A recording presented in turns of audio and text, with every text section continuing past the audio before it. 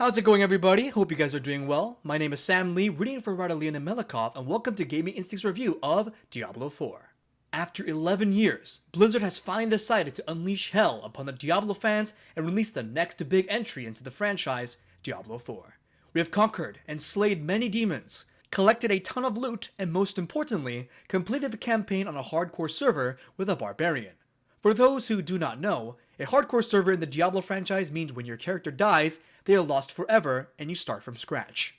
Yes, I took the ultimate risk to review this title in such dangerous conditions while having limited time to test nearly all the game's systems while completing the storyline. And I'm very happy to report that my demon slaying journey was quite successful. With that said, welcome to our spoiler-free review of Diablo 4. Diablo 4 takes place in a world called Sanctuary. Sanctuary consists of 5 regions: Fractured Peaks, Kyrgyzstan, Dry Steppes, Skogsland, and Hawuzar. The game's main campaign quest contains 6 acts. However, since this is a spoiler-free review, we won't be touching base on what happens in any of those acts, whom you can expect to see, or anything like that. This is purely a gameplay-focused review. Diablo 4 is the largest and most ambitious Diablo game Blizzard has ever made.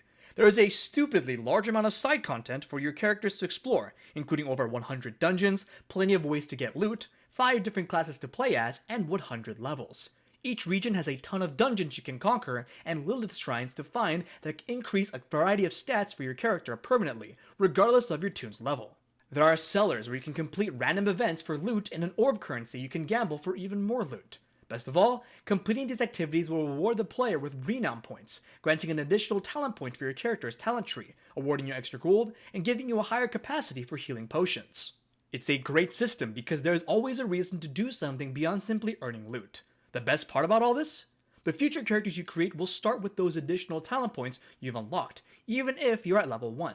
That means you can get a significant power boost early and be more powerful than your first character. Let's talk a bit about each of the zones of Diablo 4. You start the game in Fractured Peaks, a snow-themed region. Another zone is the mountainous region of Skogsland, which has strong ties to the Druids and is one of my favorite settings. Kyrgyzstan is the desert region, Dry Steppes is a dry mountainous area, and finally, Hawuzar is a fun zone comprised mostly of swamps and lush greens. All of these zones are massive. You could spend days in each of them trying to complete all the dungeons or hunt and collect the Lilith shrines for those extra talent points and renown. The regions are unique in their ways and have their dedicated ambient soundtrack that plays in the background, offering a different vibe for each. If you're bored of slaying demons in the Fractured Peaks, then you can go elsewhere. Diablo 4 has plenty of freedom and doesn't constrain you for the most part. At the start of the game, you may pursue Act 1, Act 2, or Act 3 of the storyline in whichever order you like. It doesn't matter if you're at level 1 or level 30. However, the rest of the acts are not accessible until you've completed Acts 1 through 3. If you want to side quest in other areas, you can sense the regions are not locked behind any restrictions. Hawuzar is the only zone that suggests your character to be at a higher level. You can go there as low as level 1, but you will die instantly. It's time we talk about the elephant in the room, the progression and the gameplay in Diablo 4. Does it feel good to get loot drops? Are the enemies fun to fight? Is there an addicting sense of progression? Those are usually the most common inquiries and probably the biggest concerns for any ARPG title. During Diablo 3's launch, the game received criticism for its itemization system and how the endgame wasn't rewarding enough and the loot drops weren't making any sense. It took Blizzard an entirely new expansion to hit the reset button on Diablo 3 and make the itemization and endgame systems much more meaningful. Thankfully, Diablo 3 became an excellent game, but it took a long time. Better late than never, I guess. Despite all that, I'm happy to report Diablo 4 seems to have a much better grip on looting and itemizing your characters based on what I've played compared to its predecessor.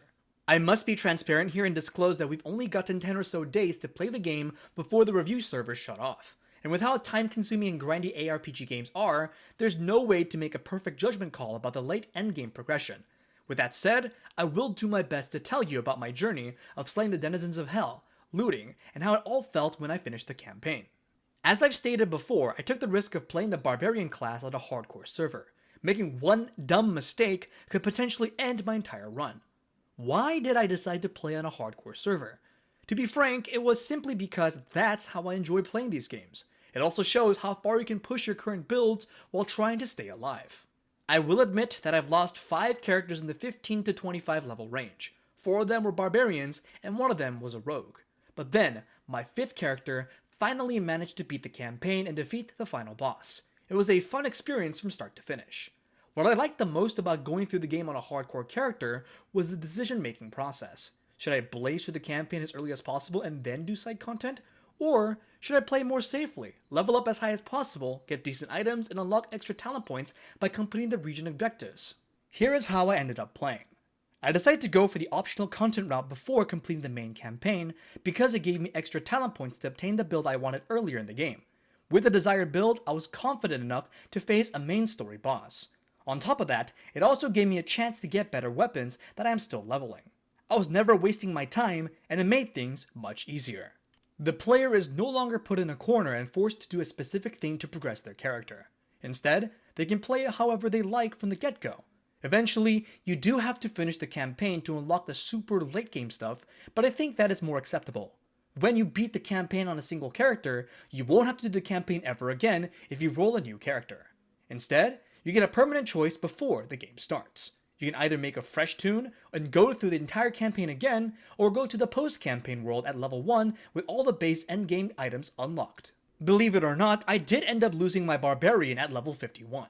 But the fact that I already beat the base campaign and I was smart enough to stock up my chest with a bunch of legendaries and solid yellow rarity gear meant that my newly created character isn't starting from scratch. The leveling is easy. It's getting the gear that can be challenging. Also, it's worth noting that all of those Lilith shrines I've collected during my initial playthrough stay unlocked along with all extra talent points. The Lilith shrines give you additional stats such as strength, dexterity, intelligence, and even paragon points for the late game, and they stay with you forever whether your hardcore character dies or not. The result is phenomenal because now my newly created hardcore character is level 1, but with 4 to 6 talent points available for spending as soon as they spawn. Thus, this makes rolling a new character an enjoyable experience, especially if you're playing on a hardcore tune. No other Diablo title gave you this much freedom, and it felt natural and revolutionary for the genre. Beating the campaign also unlocks Tree of Whispers, which is the evolution of the bounty system that was introduced way later in Diablo 3. It works almost the same way, except for a few things.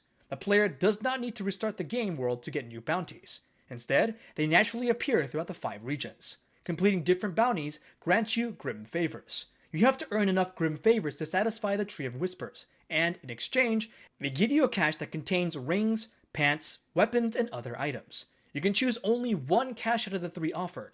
You then enter your inventory, open it, and pray to the RNG gods that you get something good. The real game changer is when you start playing the game on World Tier 3 difficulty. However, to unlock World Tier 3, you must be level 50. Complete the campaign, switch to World Tier 2 unless you're already in it, and complete a brand new capstone dungeon in the Cathedral of Light. Once you have managed that, World Tier 3 difficulty will unlock. This is where the real grind begins. World Tier 3 difficulty unlocks the ability to obtain sacred items, nightmare sigils that make dungeons much more challenging, higher experience, and champion monster spawns. Then there is World Tier 4 difficulty and World Tier 5, the highest at the base launch of the game. World Tier 4 difficulty is a buffed version of the World Tier 3 difficulty with an even higher chance of sacred items dropping. World Tier 5 provides the hardest difficulty and a new type of item called Uniques, coupled with a whopping 250% increased experience gain.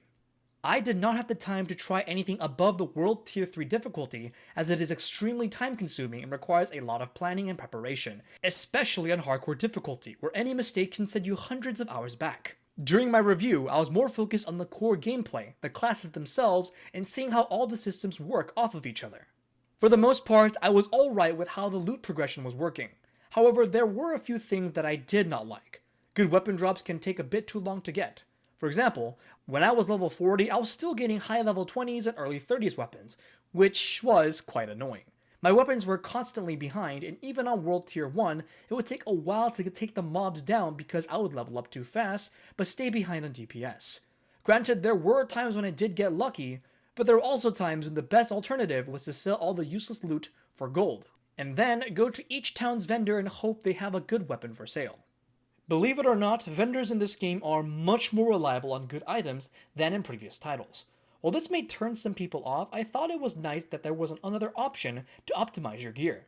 The good thing about Diablo 4 loot system is that it is abundant and frequent, meaning that you will always have plenty of trash items to sell and gold to convert for better weapons via a vendor. Gold is incredibly easy to get, and it's very useful.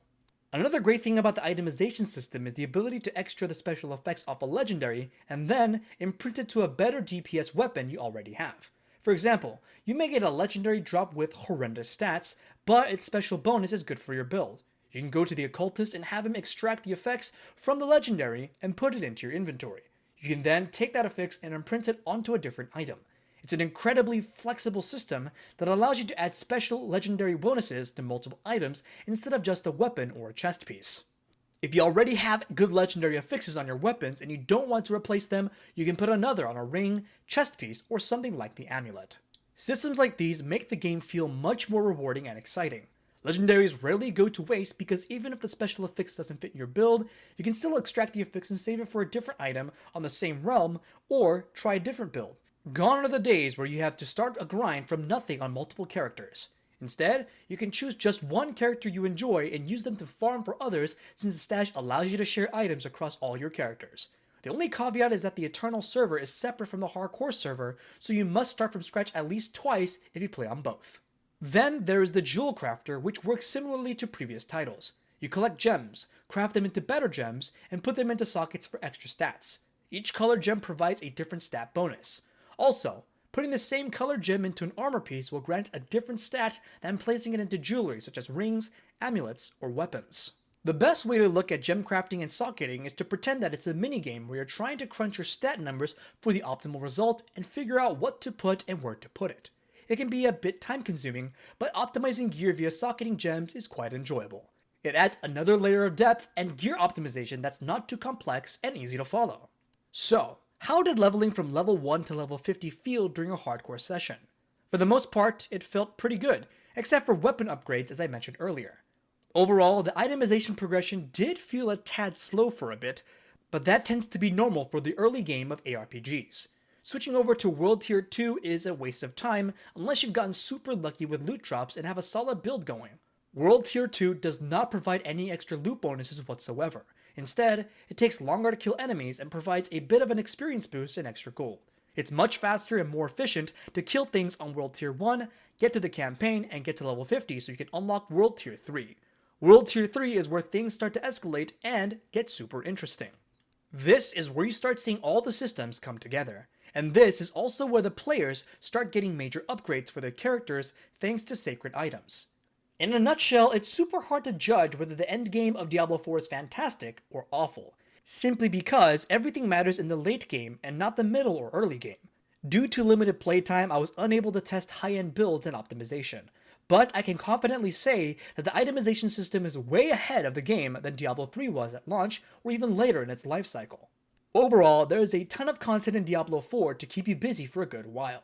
There are 5 classes to play and experiment with, many crazy cool legendaries to test builds with, a huge world to explore, over 100 dungeons to conquer, shrines to collect that give you permanent stats, and 100 levels to rank up to. Then there's PvP to participate in, and world bosses to slay and conquer with your friends for legendary loot. You won't be running out of content for a good while. And then with the first season, it will be even more interesting and addicting. Last but not least, let's talk about the aesthetics and the overall feel of Diablo 4. Blizzard has listened to their fans and has decided to fully commit to the good old days of Diablo 2 art style. The game is very dark, grim, and gothic. A new engine was made to support this and make it feel and look a certain way while modernizing the visuals. The game's art is stellar. It's a huge improvement over Diablo 3's cartoony art style and brings back the franchise to its classical atmosphere. Without spoiling too much, this is 100% the most M-rated game Blizzard has ever done. There is a lot of horror, blood, and gore, which is not something that people are used to when it comes to modern Blizzard titles. There are themes of cannibalism, torture, murder, and just downright all kinds of gross and disgusting things that you'd expect to see in a cruel and demonic world. Despite the dark and grim nature of the game, some areas have a bit more color than others. Blizzard made it look frightening, dangerous, evil, but also believable. Overall, they struck a good balance concerning the entire artistic vision of the Diablo universe. Of course, the art style and visuals are nothing without a good soundtrack and audio design. If Diablo 4 does not win an award for the soundtrack of the year, then I will be a sad panda bear. They somehow managed to compose a soundtrack that feels both new and nostalgic at the same time. I guess it's what you could call an instant classic. Many tracks in certain areas feel very reminiscent of Diablo 2, and then there are completely brand new ones that fit the universe quite well. Here, let's listen to a track that's quite familiar to Diablo 2.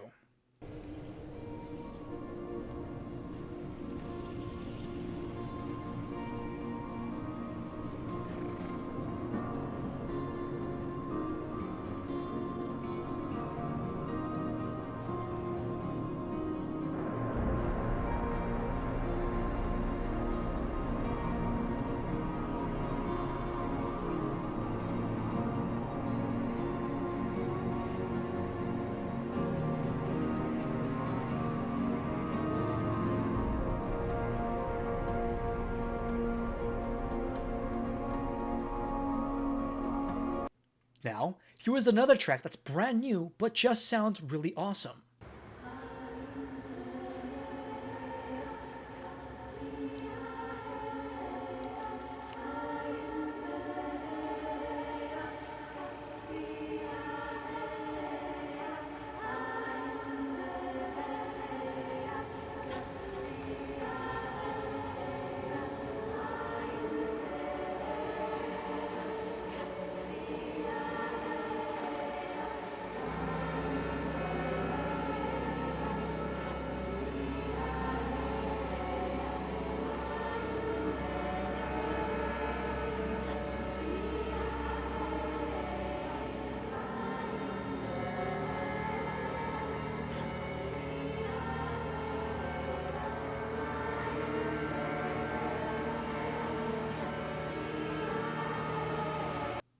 Let us know in the comments what you think of the music in Diablo 4 and if you agree with our sentiments.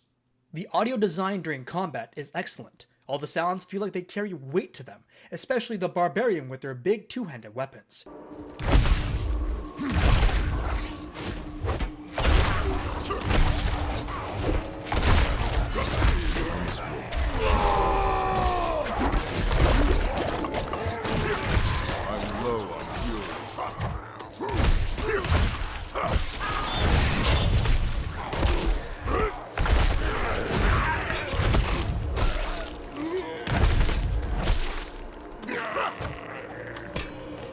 When you use abilities, they all have a distinct sound that lets you know what you just triggered. The audio cues are excellent and are very easy to hear and understand. There's never any weird sound clashing during the combat that confuses the player. The monsters have unique audio, and there was a great attention to detail when creating the overall sound design. Overall, the dark gothic horror art style with the fantastic soundtrack and sound design creates a phenomenal and immersive experience for Diablo 4. I don't believe they could have done a better job than they already did. Huge kudos to Blizzard in the art and audio department. In a nutshell, Diablo 4 is an incredible game that captivates players with its immersive world, compelling story, and addictive gameplay. With a score of 9.5 out of 10, it stands as a testament to the series' legacy while introducing exciting new elements. One of the game's greatest strengths is its rich and atmospheric world. The dark and foreboding landscapes, detailed environments, and stunning visual effects create a truly immersive experience. With exploring the eerie dungeons or traversing sprawling open areas, players are constantly enthralled by the game's captivating aesthetics. The gameplay in Diablo 4 is where it truly shines. The series' signature hack-and-slash mechanics are refined and enhanced, offering a fluid and satisfying combat system. The diverse character classes provide a range of playstyles, allowing players to customize their experience and find a playstyle that suits them best. The addition of new abilities, skill trees, and equipment options add depth and variety to character progression, keeping players engaged and constantly striving for more powerful gear. Multiplayer is another aspect where Diablo 4 excels. Whether teaming up with friends or joining forces with random players, the cooperative gameplay is seamless and enjoyable. The game encourages cooperation and rewards players for working together, fostering a sense of camaraderie and enhancing the overall experience. With its immersive world, addictive gameplay, and excellent multiplayer experience, it delivers an unparalleled gaming experience that fans of the series and newcomers alike will thoroughly enjoy. In summary, Diablo 4 is an incredible game that deserves a masterpiece of a score of 10 out of 10. And this concludes Gaming Instinct's review of Diablo 4. To see more content, reviews, and videos like this in the future, make sure to subscribe. Thanks for watching. This has been Sam Lee, and until next time.